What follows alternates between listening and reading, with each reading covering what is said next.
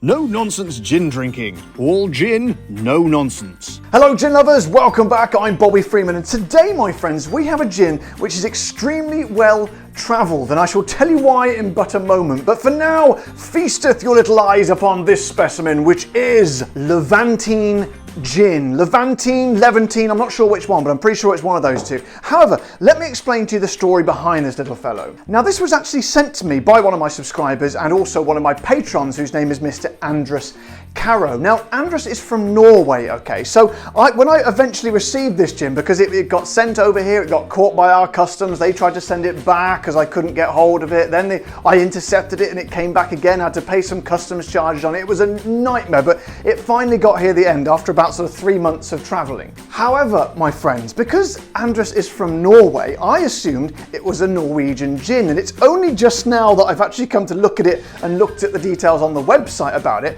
I realised it's not from Norway at all. It's actually from Tel Aviv in Israel, which leaves me with a tiny bit of a problem because as I thought the gin was from Norway, as my viewers and subscribers, my regular viewers and subscribers will know, I sometimes, when I read the information about the gin on the website, I like to do it in sometimes the accent and sometimes a hat from where the gin is from. So the dilemma I now have is, do I wear the Norwegian hat anyway because I spent the money on it and I was looking forward to wearing it, even though the gin is from Tel Aviv in Israel and it would make absolutely no sense to do that, and it might even risk undermining the integrity of my entire YouTube channel.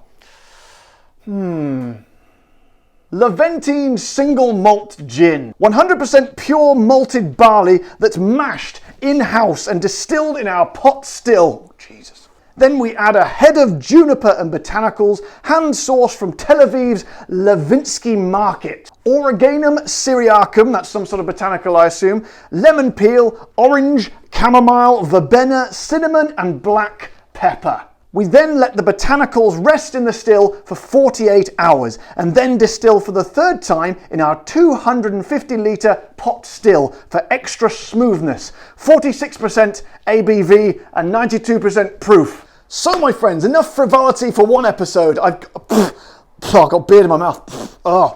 Let's get the fellow open, shall we? Now, this really is a first for this channel because I'm absolutely positive we've never ever had a gin from Israel before. And I do believe, I was going to try and peel that bit off, but it's not coming, but we do have a cork and we know what that means. The cork test.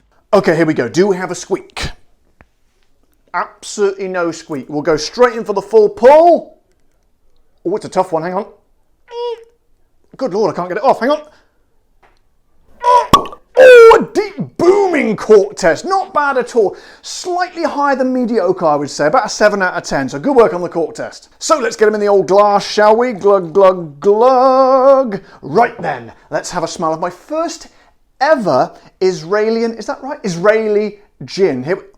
Oh my God. I didn't even need to go down into the smell. It was leaping out to catch me. Hang on. Holy shit.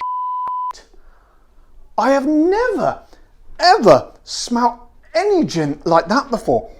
Do you know what? It's kind of got a sort of a woodiness about it. Almost, did it say it was barrel aged? I don't think it did it? Unless I sort of read that wrong. But it's got kind of that sort of, that sort of barrel aged. I haven't featured any barrel aged ones yet, but I have tried them before, particularly when I'm in America. That's kind of sort of woody firiness that you get when it's sort of been distilled and then left to age in one of these whiskey barrels. I'm sure it didn't say anything about it, but oh man, it smells warm and smoky and fiery. Oh, let's stop talking about the smell. Let's just get the old tonic.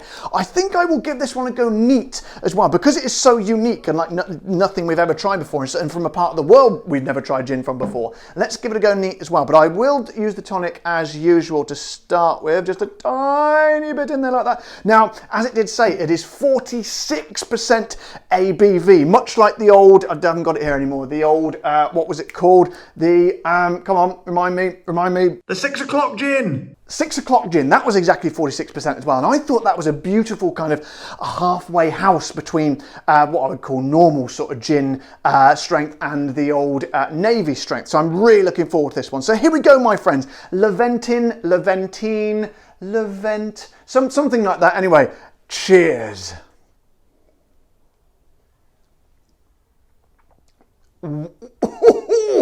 Wow.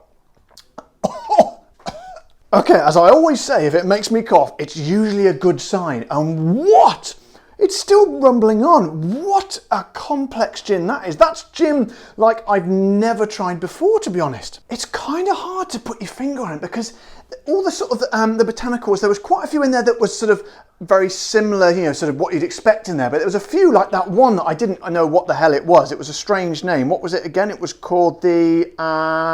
yeah, this one, I'm probably almost certainly going to pronounce this incorrectly. The Origanum syriacum or syriacum, I'm not sure how you pronounce it, but I did look it up beforehand, and apparently it's a sort of a herb which is related to the mint family, and that's making absolute sense because there's kind of a sort of, I wouldn't say a mintiness, but it kind of has that sort of, say, a mint's a very powerful flavour, it almost kind of blooms in your mouth. It's doing that, it's going in your mouth, and it's kind of just sort of flowering and just sort of bursting into sort of a cloud of quite intense, almost minty flavour, but slightly more sort of depth and sort of a herbiness to it. It almost kind of stings in that same way that mint does, but not quite as sharply. It kind of does it in a soft way. It touches the tongue and it just sort of envelops the mouth and just sort of, oh, but the trouble is, even when, not the trouble, the good thing is, even when you've put the glass down, you've taken the initial drink, it doesn't leave you. It stays with you. It's like an echo of the drink, which sort of goes boom, boom, boom, boom, boom, boom, boom. But mixed with that sort of really original and intense sort of flavour is a beautiful kind of citrusy and sort of lemon sort of linear thing going on through it as well. And the lemon sort of lingers with it. It's a very lingery gin, this one. It likes to linger. So let's give it a little go neat, shall we? Here we go. Okay.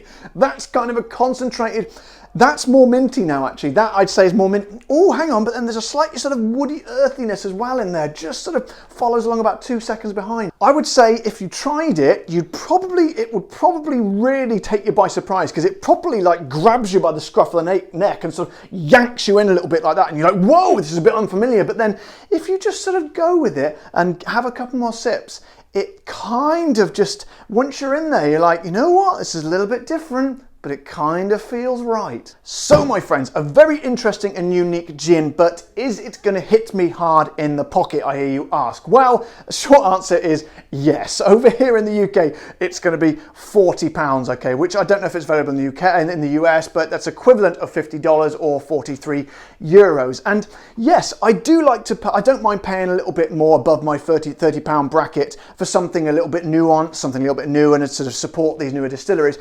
But to be honest, I think that's pushing it a little bit. £40, I don't really like. I think that's taking the piss a little bit, to be honest. However, put the price aside, and that, my friends, is a veritable adventure of a gin, and one like the likes of which I have never tried before. So I thank you very much, Mr. Andros Kara, for sending it to me. And I say to people I love the name of their distillery. It's called the Milk and Honey Distillery in Tel Aviv. And I say to you guys there, keep up the good work, my friends. So, my friends, another first here on No Nonsense Gin, a Tel Avivian gin. Tel Avivian, is that a word? Tel Aviv, I think that's right, isn't it? Yeah, I like that word, Tel Avivian. Tel Avivian. I'm not sure why I broke into song there, but that, my friends, is the kind of guy I am. So if you enjoyed it, and indeed the rest of this video, don't forget to subscribe to my channel, and of course press the little like button if you like the video. And if you want to support the show, then you can head over to my Patreon page, the link for which is in the section below. And of course, if you want to become a No Nonsense Gin member, click the join button below this video. But until next time, guys, you know the drill. Take care, stay safe. Thank you to all my patrons and members, and keep drinking the gin. Oh, Jesus.